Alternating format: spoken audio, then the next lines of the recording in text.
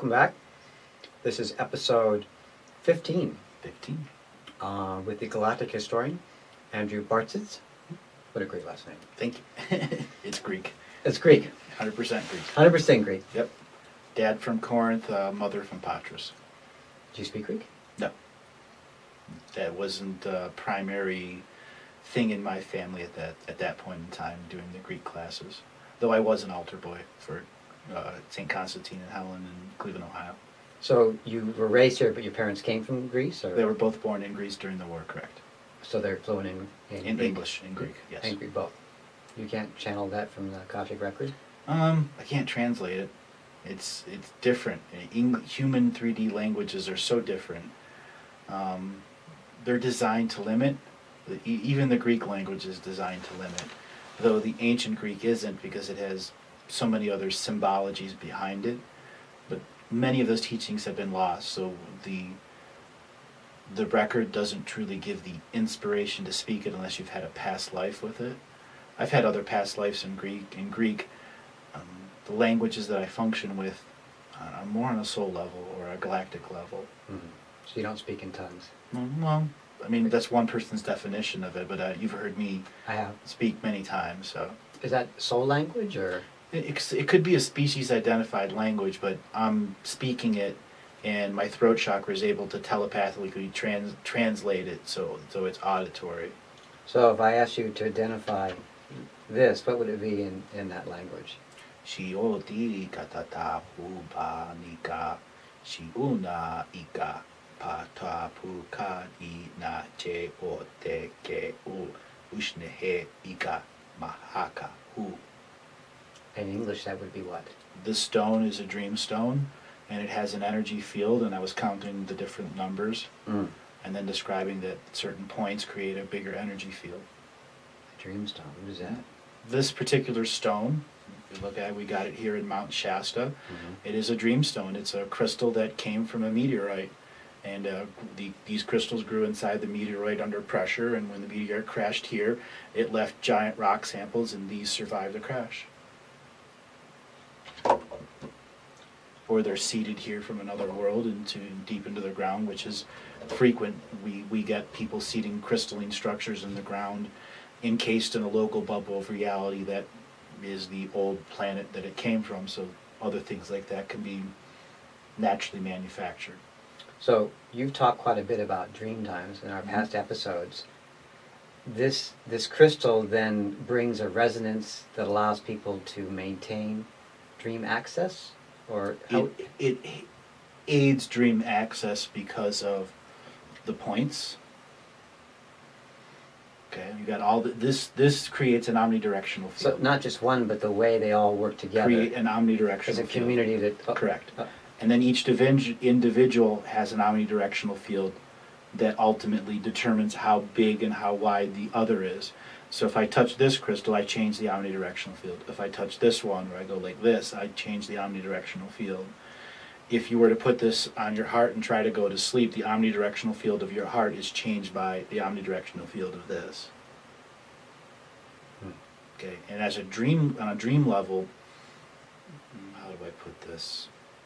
Your intentions take you to the dream source you're doing. This has the out-of-world experience, the separate of the matrix, so it makes it very easy, or a simpler process to tune into the earth consciousness of dream, because that's where we dream, in earth consciousness. So we were going to talk about discernment this episode, but you have brought up a really interesting question, and that is, what's the difference between dream time or a dream reality and the astral planes? Big difference. Very, very big difference.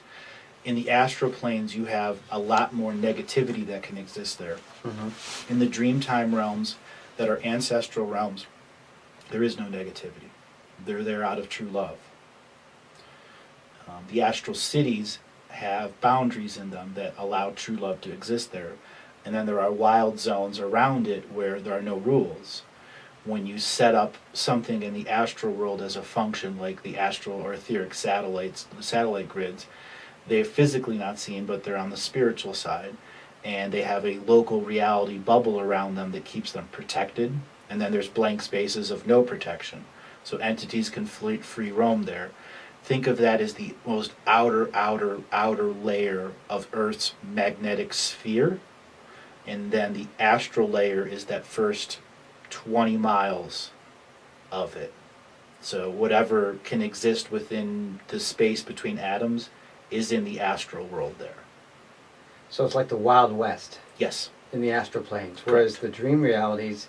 Very focused, very loving, and part of Earth's sentience. So if I had you talked about having soul groups, or actually, so dream realities relate to a planet, or to groups, or both? Groups who create places inside a planet's field of energy that's dedicated for dream time.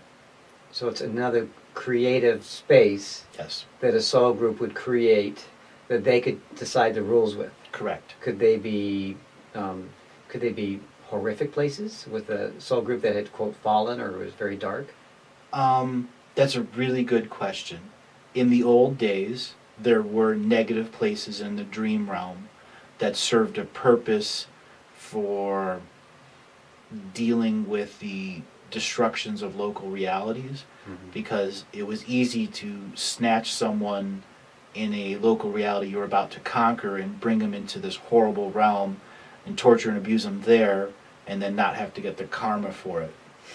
So many of those were taken out in about the 600 AD mark, where there trillions of Dreamtime warriors just ascended onto Earth's astral realm and Dreamtime realm and just basically got out the weed whacker and started clearing all the past and putting the lights up. Okay, so now are all dream realities, is there a rule they have to be in love and light? No, not all love and light. Some are education realms, so the rules are different, and you have to go through the experience, even though the experience isn't ultimately going to harm you. Like a school of hard knocks? Correct. And so are these dream realities something that I create, or ones that I am given? Well, in the ancestral realms, your ancestors were the original consciousness explorers, and they are the ones that set up the original space. Even though they may not even be living on Earth and any of their pieces parts may be completely somewhere else, they set up the space, and Earth holds the space for that DNA lineage. Your DNA gives you the key to the door to get in. Unique to this body, or to my Your progression, my soul? Your soul family and ancestors of soul family. So anybody that's been in a DNA lineage of your soul families may choose 6 DNA lineages, 12, 22, but all of that number would be access to their ancestral realm. In Dreamtime. Correct. So my soul lineage, and that would be all lives that were lived by avatars of my soul and the group of souls called the soul family. Correct. And how many are in a soul family? It greatly differs. You can have a soul family of 2 until they decide to have a lineage. Does it always start with 1? No, it always starts with 2. Is that You like have a to have twin an flame? elder. Okay. Those are the elders. The twin flame has been mistaken.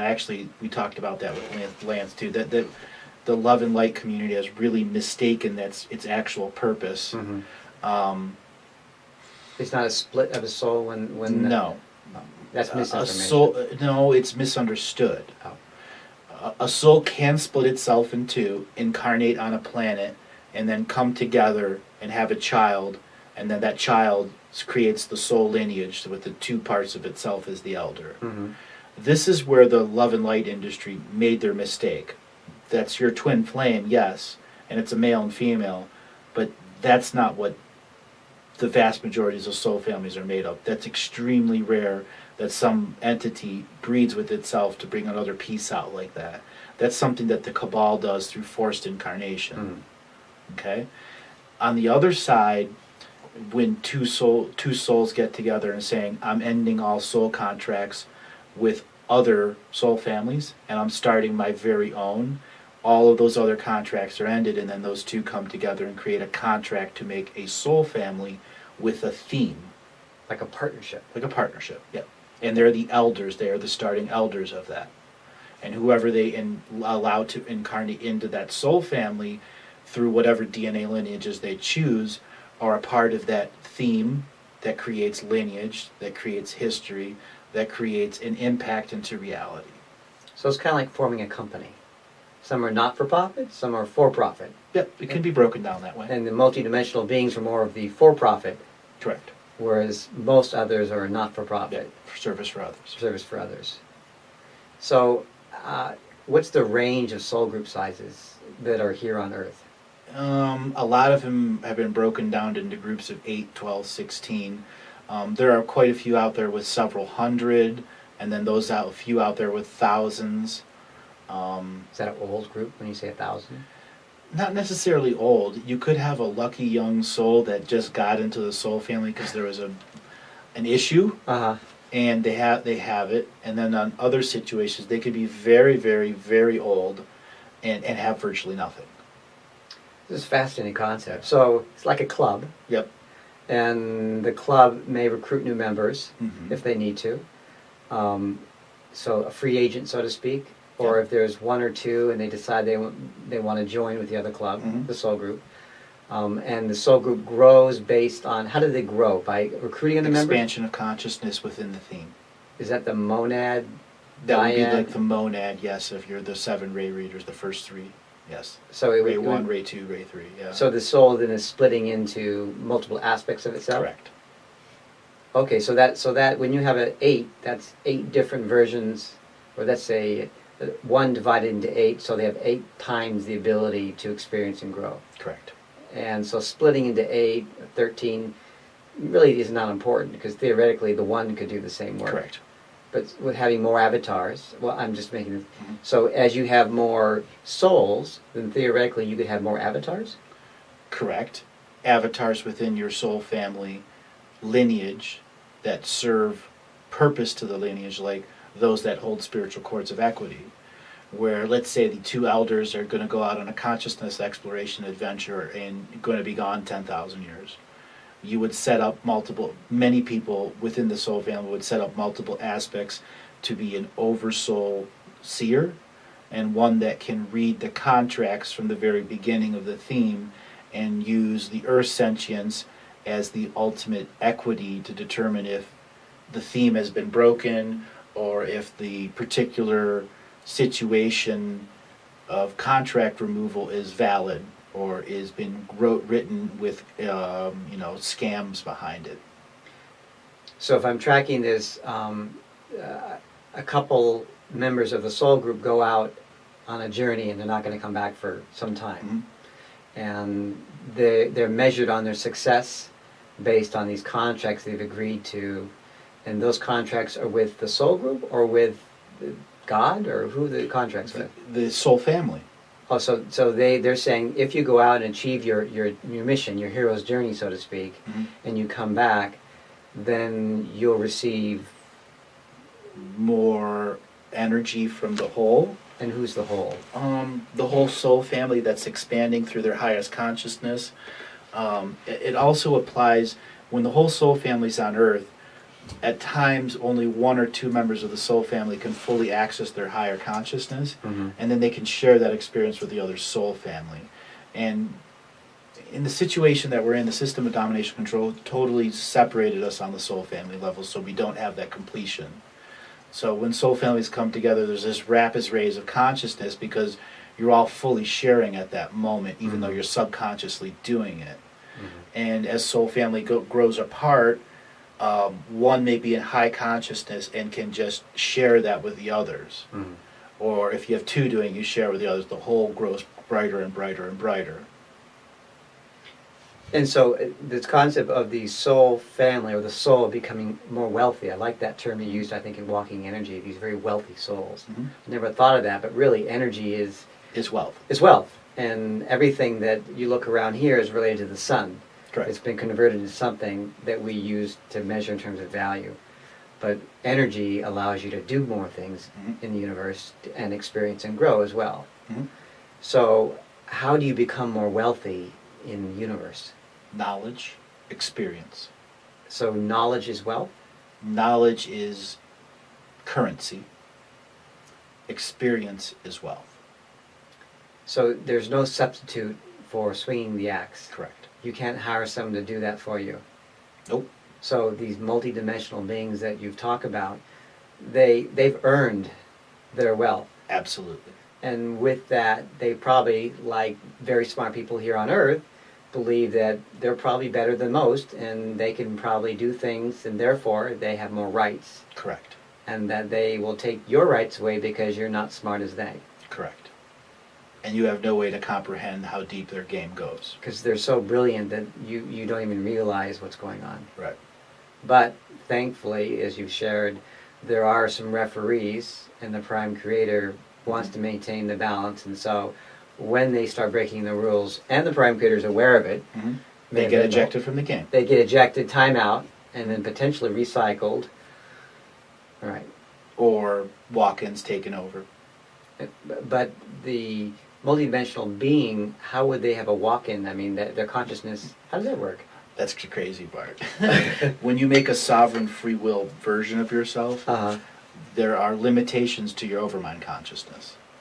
So you can put a walk-in in who's a psychic, who can understand, well, back it up a second. The multidimensional beings have other species that are part of the defense and quarantine here that use high-powered computers, the highest artificial intelligence of one vessel, which would be enough to predict. I mean, it's indescribable how powerful that artificial intelligence. It would take 20 the best Pleiadian artificial intelligences to understand one multidimensional being as a bar graph to create the data. That's a lot of smarts. That's how much it is. When we try to look at them, they're not even a being.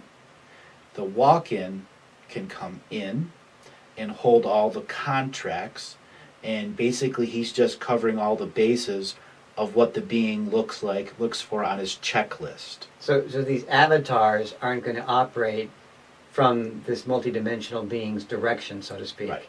So as much as they want to go left, it goes right. Correct. And so they're like trying to go this direction, they're getting pushed this direction. Mm-hmm. And so once things are out of harm's way, then they're free to roam, so to speak. Back again. And so the question I think you asked before is does service to self qualify for, extraordinary abilities? So granted you broke the rules, but it's kind of like Star Trek with Captain Kirk, where he changed the rules. Yeah, in the Kobayashi Maru. Right. He changed the rules. He still won. Right, he still won, but there was nothing that said that you can't break the rules. So somewhat of a metaphor for the multidimensional being. Exactly. Kind of a paradox. We're in a free-willed universe. So rules are meant to be broken in a free-willed universe. Or no one told you they could be broken. Until you used their free will to break them. Or you asked, can I break the rules? Yeah. Exactly. If not said, then interesting. So back to the soul group. And you talked about them being 1, 2, are they generally in multiples of doubles? No, you can have souls that would leave it and give it at odd numbers. So there's no individual math that's for soul family. Though some groups use 3s, 9s, but that's the theme that they go. They come in pods. I think I've heard the group of 9, a channel from the group of 9. So one soul. And that would be a soul group. That would be a telepathic communication group that's using psychic technology to maintain a stream contact with an individual. I do group communications like that. I just don't present it in that type of format. Mm-hmm. So you talked about earlier that what we're trying to do is bring these soul families back together, and that when they came into the incarnation grade, they were divided up purposely so that they wouldn't become a cohesive, powerful group, and that as a result, they've been blocked. Well, as a result, they haven't been able to really move forward, and then they've also been blocked as a group from graduating. Correct. And moving off and then using that energy and wisdom to go do more things. Correct. Have we become more powerful even though we've been stuck here, gathered more knowledge and wisdom, or have we been stunted? I'll use a metaphor. A baseball metaphor. Mm-hmm. You have a bullpen, and that's all your pitchers. And if you know you're going to be going against 2 left-handed batters, and you've got 2 pitchers that can throw okay to left-handed batters, You pull those guys out instead of the ones that can't pitch. So the metaphor, I mean, I guess it's So we're not stunted, just we learn something different. right. So ultimately, everyone that's been in the incarnation grid, this is a very unique experience. Yes. And so that in itself has a wisdom that's Uncomparable unless you're in it. of the whole creation. So you could argue that wisdom is quite valuable, Correct. even though we've been grumpy about it. Yeah, We there are have others learned. that look at us as lotto winners. Like we got to be in the most ultimate game, Mm-hmm. and that we didn't expect it, but we won the lottery, right? Mhm. In terms Won the of lottery. wealth. Yep. In terms of soul wealth. So earlier you also talked about that we're bringing these soul families together, hence what you're trying to do, and creating events. How do soul families come together? I mean, if there's They naturally come together. I mean, when you make contracts, if there were no, let's say if there were no system of domination and control in the disunity world we had right now, right. it's just say it got turned off, soul family would just naturally migrate to each other. Mm-hmm. It's just natural. That's the way we're meant to be on this world. Like you have a vine that's got grapes on it, and each has got a bunch of grapes. They all naturally, and you have a separate vine and a separate and a separate. Each one's the line. They all line up to the pods that they're supposed to be in. So everything's connected. Yes. So Through the sentience of Earth, through your dream time, and that's how you all just know where to go. so you don't get steered off path. Correct. So theoretically, if you're a soul group of 8 and you have 8 avatars, would you have 8 avatars on Earth incarnated, or would you only have... Most people come with one avatar on Earth, and several dozen pieces, parts off-world, and maybe a few avatars off-world. But there's always a central avatar. And the central avatar at times can divide all its sentience equally among all sovereign pieces or sovereign avatars. And when he does that, he or she becomes a hive mind and can have even more pieces, parts with contracts feeding the hive mind, which is feeding the all as the higher self. But here on Earth, if I was part of a group of 8, for example, then I would assume that there are 8 incarnated humans here on this planet. Mm-hmm. And that the goal in this particular existence would be for us to physically know each other, come in contact. To have contract resolution between you. First grade teacher, first lover, love of your life. Yeah, they're there to fulfill an experience. We've agreed to come and help each other. Fulfill You experiences. could be my angry wife. Yep. You could be my really nice uncle, and so on. Crappy boss. Whatever. Crappy boss, right? It's really didn't teach me. So as we move into this event, and after that, will these people reunite? Yes. And will they? And so, do they need to physically be in proximity to each other? Like, do I have to go Some will meet in dream time. Oh my God, where have you been? I haven't seen you forever. in dream time, but not physically? And then the dream will end, and they'll wake up, and they'll meet them the next day. So they're all going to come together. Correct. So I'm just going to say this a couple times because it seems important that if there were 8 in my group and those people were in ages that still ranged that they were physically alive, whether they were 5 or 81, that we would come together eventually in coexistence in our community, like in a drum circle or a school or... Synchronicity would bring you together and allow... The earth will allow the separations of densities and soul families to function through synchronicity. Unquestionable magic in front of you. That's exciting. Yes. We've seen it here at the event. We have, but I guess I'm not Yeah. trusting it just Exactly. So it happens to you 35 times in a week. At that point, you can't deny it. Yeah. I guess it's kind of like the word soul family is used so loosely. Exactly. Like twin flame, Mm-hmm. after whatever, it's soul family, we're all family, right? Mhm. But to say that there are 8 beings that have done this incarnation things, and you'd assume, well, maybe they're my family. Well, there's maybe one person in my family that's on that team. Correct. And coming together so we all consciously know that we're a soul family, and that we're now graduating. Correct. And we all know we're graduating, and then would we be helping each other Yes. in that final step? Yes. And that would be making sure that we all created these dream realities and For our dream us ancestors. together. Or for your ancestors. And what does that mean for our ancestors? If you decided to make a soul family lineage that would take on after you decided to leave.